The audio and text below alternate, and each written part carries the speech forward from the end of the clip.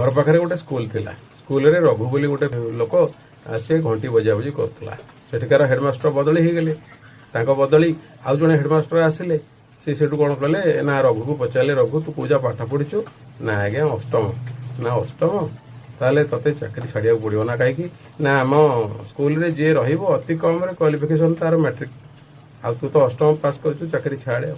से कौन कर सारा परिवार लोक निर्भर करती तेणुक से कौन कला ना गोटे बरा पियाजी दुकान टे कला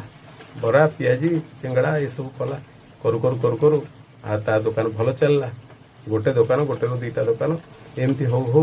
माने सहर मानक भी ता दुकान चलला आ बड़ बाबू सी हो गला दिने मीडिया वाला आसिले आसिक पचारे कहले रघु बाबू आपण सफलता पछरे कहार हाथ अच्छी ना सी अमुक स्कूल हेडमास्टर का हाथ अच्छी ना आपण को बरा पियाजी दुकान पछरे से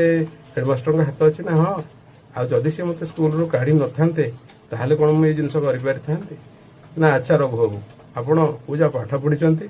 ना अष्टम ना जदि दशम पास करते कौन करते